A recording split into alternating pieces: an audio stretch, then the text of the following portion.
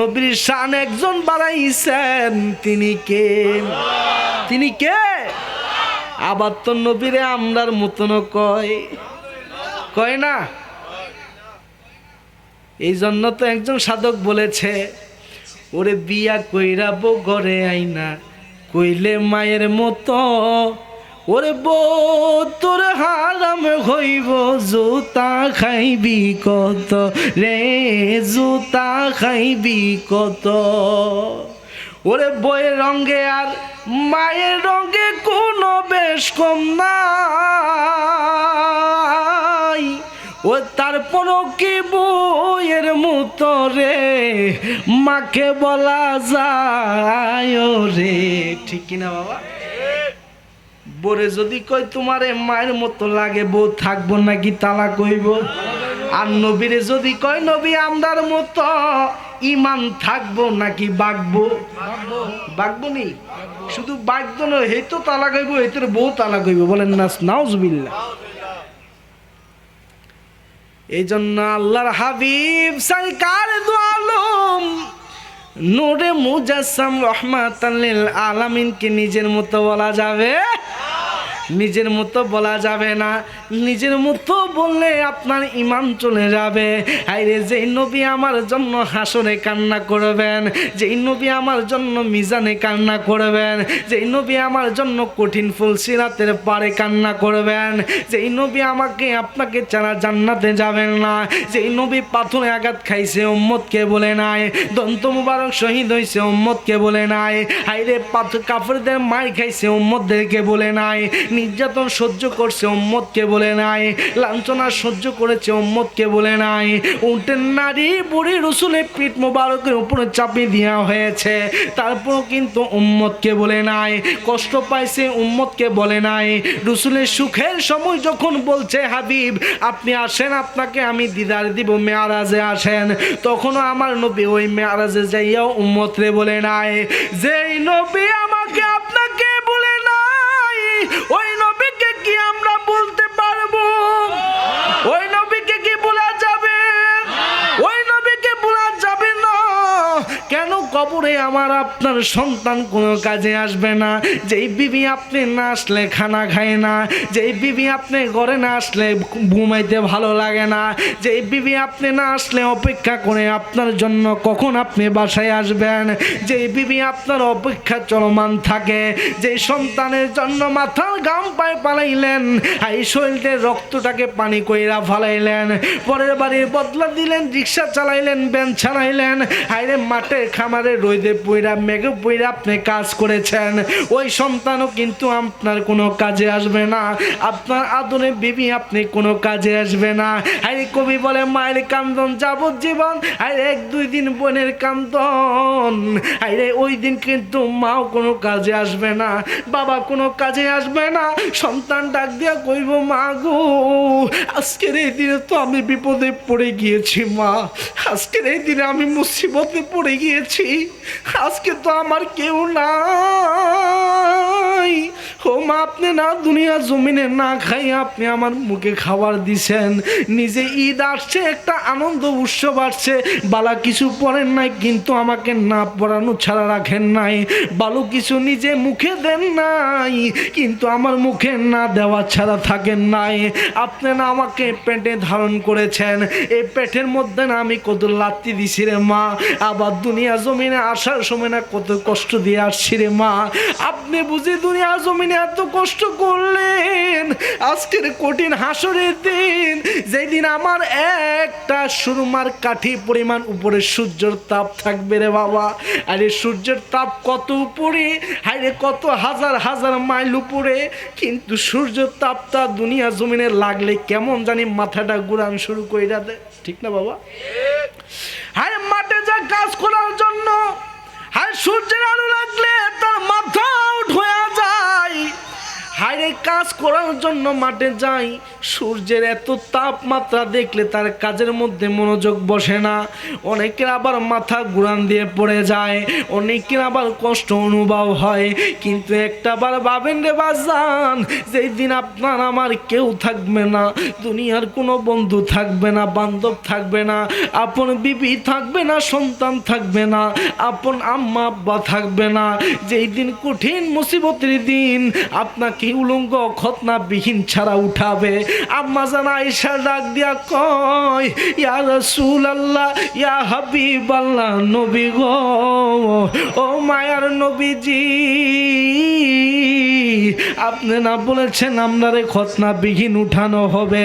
খতনাবিহীন উঠাইলে কি আমাদের লজ্জা লাগবে না?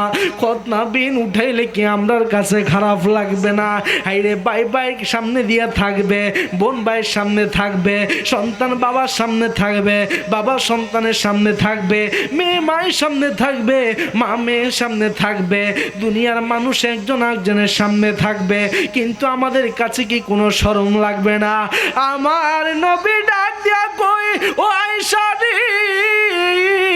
ও আয়েশা, শুনে নাও, শুনে নাও, শুনে নাও, ওই কঠিন কিয়ামতের দিন, হাসরের দিন এত ভয়াবহ হবে, ওই কঠিন কিয়ামতের দিন এত ভয়াবহ হবে। তোমার সামনে তোমার মা আছে, তোমার সামনে তোমার বাবা আছে, তোমার সামনে তোমার ভাই আছে, তোমার সামনে তোমার বোন আছে, আরে মা আছে না, বাবা আছে, বিবি আছে না, সন্তান আছে, কে আছে না আছে এত কিছুর দিকে দেখার সময় থাকবে না। শুধু তোমার একটাই মাথায় থাকবে, আরে ইয়া নাফসি, ইয়া নাফসি, ইয়া নাফসি, কি করলাম, কি করলাম, আমার কি হবে, কি হবে, জান্নাত পাবো নাকি জাহান্নাম পাবো? তুমি জান্নাত পাবো নাকি জাহান্নাম পাবো? ইয়া নাফসি, ইয়া নাফসি বলে প্রেশান হয়ে যাইবা, তোমার আর কাপড় চোপড়ের দিকে দেখার সময় থাকবে না। আর ওই কঠিন কিয়ামতের দিন, ওই কঠিন হাসরের দিন আমার নবী, আপনার নবী রহমাতাল লিল আলামিন আমাদেরকে বুকে টেনে নেবেন, মার কাছে যাবে, সন্তান, মা গো, আপনি না আমাকে না খাইয়া খাওয়াইছেন, আজকে আমি বিপদে পইরা গেছি রে মা, আজকে আমাকে একটু বাঁচাও, আমাকে একটু বাঁচাও, কয়টা নেকি দাও। মা সন্তানকে অস্বীকার করবে, কিসের নেকি দিব? দুনিয়া জমিনে তো আমার বিয়ে হয় নাই, নাউজুবিল্লাহ। এবার ধরে আর সন্তান বাবার কাছে যাবেন, বাবার কাছে যায় কইব, বাবা গো, আপনি না পরের বাড়ির বদলা দিয়া রিক্সা চালাইয়া, ভ্যান চালাইয়া, পরের মাঠের ফসলে কাজ কইরা, নদী পুইরা, মেঘে ভিজা, হাইরে কষ্টের পর কষ্ট কইরা, শৈলে রক্তকে পানি বানাইয়া আপনি না আমার মুখে খাবার তুইলা দিছেন, নিজে একটা ভালো লুঙ্গি পরেন নাই, কিন্তু আমাকে তো আপনি কখনো কষ্ট ছাড়া রাখেন নাই, নিজে ভালো কিছু খান নাই, হাই সন্তানের জন্য নিয়ে আসছেন কত আনন্দ করে বাজান। ও বাবা, আজকে আপনার সন্তান, আমি বিপদে পড়া গেলাম, আজকে আমার কেউ নাই রে বাবা, আজকে আমাকে একটা নেকি দাও, আমি কোনোভাবে বাঁচি।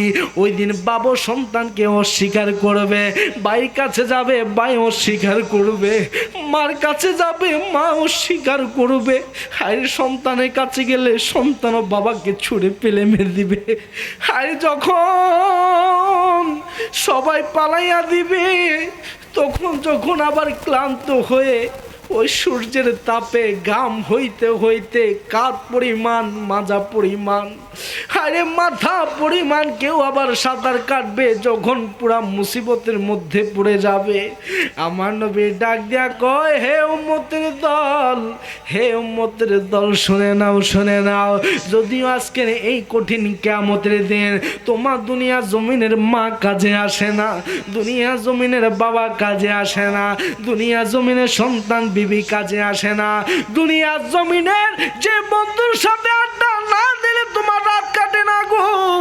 যদিও দুনিয়ার বন্ধু তোমার আজকে কোনো কাজে আসে না, দুনিয়ার বিবি তুমি করে না আসলে বিবিও খানা খায় না, তোমাকে ছাড়া বিবি এক মুহূর্ত ভালো লাগে না, তুমি না আসলে একটু থেকে দেরি হইলে তোমাকে ফোন দিয়া দেয় কই আসেন, কখন আসবেন, কখন আসবেন, এতক্ষণ কেন বাহিরে কি করেন। যে এই বিবি তোমার জন্য এত অপেক্ষামান ছিল, ওই বিবিও তোমার ওই দিন পর হয়ে যাবে। আমার নবী আপনার নবী ডাক দিয়া কইব, দুনিয়ার মানুষ, ও দুনিয়ার মানুষ, ও দুনিয়ার মানুষ, শুনে নাও, শুনে নাও। যদিও আজকে দুনিয়ার জমিনে কেউ নাই, দুনিয়ার জমিনে শুধু আমাকে আজকে সেখানে গাউসুল আজম রহমাতুল্লাহ আলাইহি পরিষদের উদ্যোগে আজিমুস শান ঈদে মিলাদুন নবী সাল্লাল্লাহু আলাইহি ওয়াসাল্লামের মাহফিল থেকে ইয়া রাসূলুল্লাহ বলে ডাক দেওয়ার কারণে, আমার শানে নাতে মুস্তাফা পড়ার কারণে, আল্লাহর ভয় অন্তরে নিয়ে চোখের পানি পালানোর কারণে, আজকের এই চোখের পানির উসিলায় আমাকে একবার ইয়া রাসূলুল্লাহ বলে ডাক দেওয়ার উসিলায় যদিও দুনিয়া জমিনের কেউ নাই, তাকাইয়া দেখ আমি নবী তোর কবরে হাজির হইয়া গেছি। সুবহানাল্লাহ কইতেন না? সুবহানাল্লাহ কইতেন না? নবী আমাকে বুকে টেনে নিবেন, আর ওই নবীকে যখন কেউ বলে আমরার মতো নবী কিছু করতে পারবে না, কেন নবীজির সম্মান গায়, কেন ইসালে সওয়াব মাহফিল দেয়, কেন নারীর ইসালাত বলে স্লোগান দেয়, কেন মিলাদুন নবীর মাস আসলে জশ্নে জুলুস ঈদে মিলাদুন নবী আমরা রেলি সাজাই, রেলি করি, কেন আমরা হক্কানি, আমরা মুর্শিদের কদমে যাই, মুর্শিদের দরবারে যাই, কেন আমরা ঈদে মিলাদুন নবীর বাগান সাজাই। যখন এক ধরনের চুলকানি উঠে যায়, বিশ্বাস করেন খুব মর্মাহত হই, দুঃখ লাগে যে দুনিয়ার জমিনে ডিজে কনসার্ট করলে কোনো সমস্যা নাই, কিন্তু ঈদে মিলাদুন নবী করলে বাতিলের চুলকানির অভাব। আল্লাহ তাদেরকে হেফাজত করুক, সকলে পড়ি আমিন, সকলে পড়ি আমিন। এর জন্য আমার নবী আপনার নবী রহমাতুল লিল আলামিন নবী উম্মে হানির ঘরে বিশ্রাম নিচ্ছেন। আল্লাহ কয় জিবরাইল, ও জিবরাইল যাও যাও, আমার বন্ধু মেহানির ঘরে বিশ্রাম নিচ্ছেন, তুমি যাও। আর দুনিয়ার জমিনের প্রথম থেকে যখন আসমান জমিন চাঁদ সুরজ গহ তারা, চাঁদ সুরজ গহ তারা ৮০,০০০ আলম ১৮,০০০ মাখলুকাতের যখন কোনো কিছু আমি সৃজন করি নাই গো, তখন আমার হাবিবের জান্নাতের মধ্যে আমি নিজের হাতে আমার হাবিবের জামা মুবারক তৈরি করে রেখে দিয়েছি। সুবহানাল্লাহ। দুনিয়ার জমিনের কোন মার্কেট থেকে, নিউ মার্কেট থেকে আনা হয় নাই, দুনিয়ার জমিন থেকে কোনো বাজার থেকে আনা হয় নাই, দুনিয়ার বাজারের কোনো কারিগর থেকে আজকে নবীজির জামা মুবারক শিলানো হয় নাই। স্বয়ং আমার আল্লাহ খুব মায়া করে মোহাব্বত করে আল্লাহর হাবিবের জামা মুবারক তৈরি করে রেখে দিয়েছেন। শুধু তাতে সীমাবদ্ধ নয়, আল্লাহর হাবিব সরকার দু আলম তিনার জামা মুবারককে পাহারা দেওয়ার জন্য ৭০,০০০ ফেরেশতা লাগিয়ে দেওয়া হয়েছে। ৭০,০০০ ফেরেশতা জিব্রাইল যখন ওই আলে মাকুমে গেলেন, জিব্রাইল যখন আল্লাহর কামে গেলেন, তখন গিয়ে দেখলেন যে আল্লাহর হাবিবের জামা মুবারকের চারপাশে ফেরেশতাগণ যেমন করে মক্কার শরীফে মানুষরা তায়েব করে, রসুলের জামা মুবারকের চারপাশ দিয়ে সবাই তায়েব করতেছে। এমন করে জিব্রাইল আল্লাহর হুকুম মোতাবেক আল্লাহর ওই আসমানে চলে গেলেন, আর ফেরেশতাদেরকে বললেন, হাইরে আল্লাহর হুকুম মতো আমি আসছি আল্লাহর হাবিবের জামা মুবারক খানা নেওয়ার জন্য। ফেরেশতাগণ ডাক দিয়া কয়, হে জিবরাইল,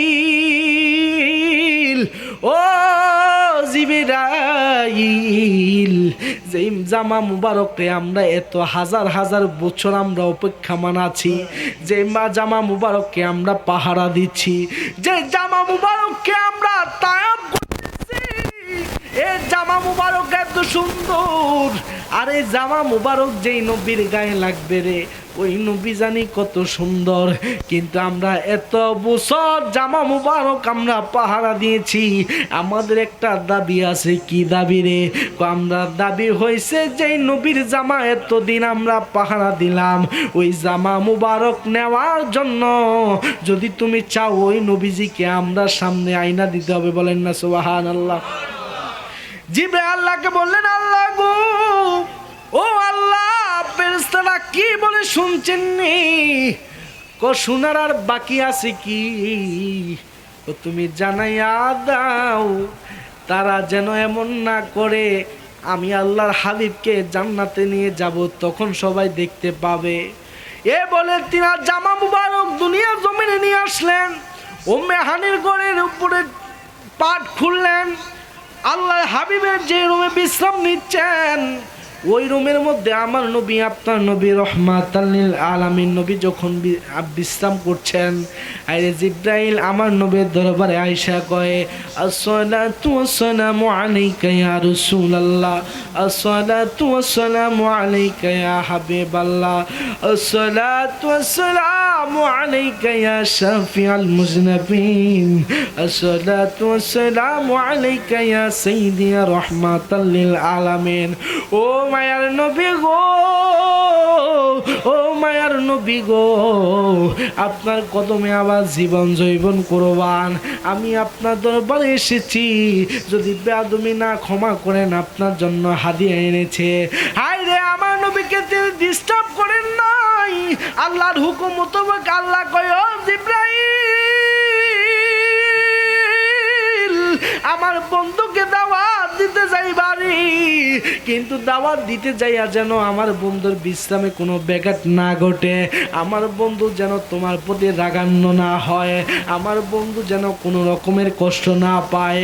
যে মাত্র এই কথা বললেন রে, এই কথা বলার সাথে সাথে জিব্রাইল আদবের সাথে দাঁড়িয়ে আছেন আমার নবীর পা মুবারকের পাশে।